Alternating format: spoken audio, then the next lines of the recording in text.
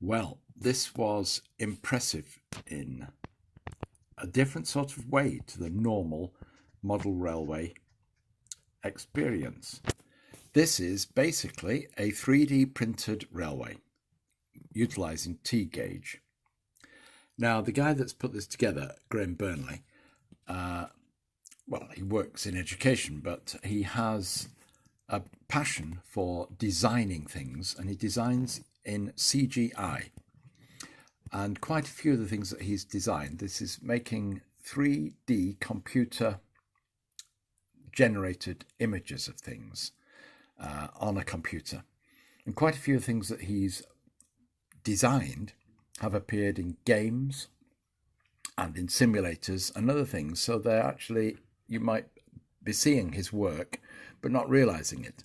So they're within computer games, they're within simulation packages.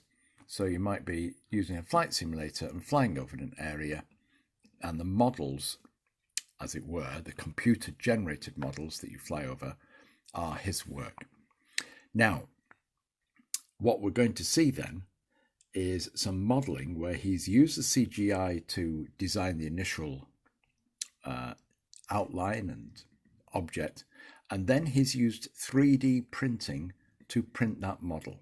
So you're going to see 3D printed models and just about the entire model that you're going to see, the model railway, on a 1 foot by 8 foot board has been 3D printed. That's a lot of printing to a very small scale.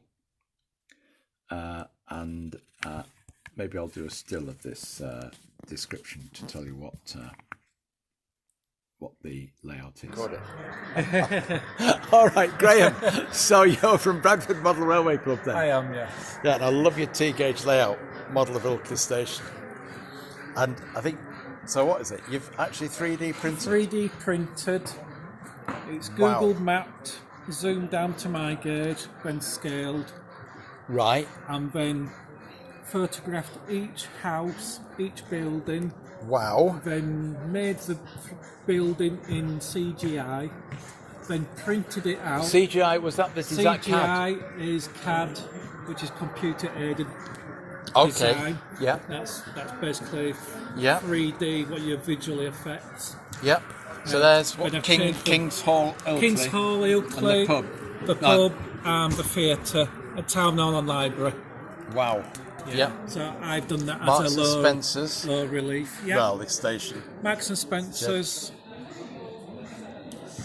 Wow. as it is about 3 years ago, because that's how long it took me. We've got Costa Costa, Barclays, we've got O'Greg's, we've got it all there. If you can zoom in, you can, and you'll be able to see it. Yeah. No, I can't quite, but that's not a problem. Yes. Wow. And it works on T-gauge is 1.450, and this is 1/4 of a mile, what you can see That's in scale. okay. Impressive. The Absolutely smaller it is, the impressive. bigger you can have in layout scale. Yeah. And this is the behind the scenes. The behind the scenes, yeah. Yep.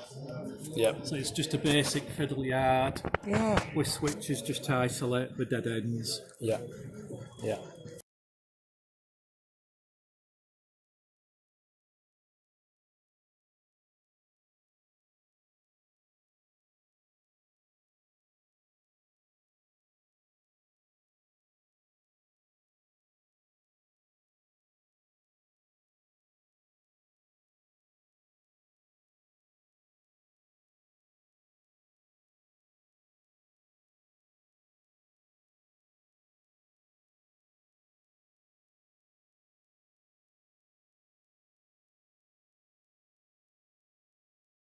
So that's York Minster in T-gauge. T-gauge. Right. And how long is the Minster?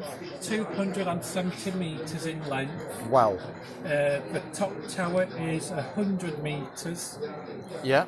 The twin towers are 90. Wow. So did you have plans for this as well as No, photos? all in head. Really? Yeah. And how many parts are there? 300 parts. That's quite a long time of printing, of designing and Design printing. and printing. It's the design what takes longer than the printing. Right. Okay. Because you can do other things while you're printing, but while you're designing it, you're there designing it. Yeah. Yep. Yep. So of course you don't have a job. I do.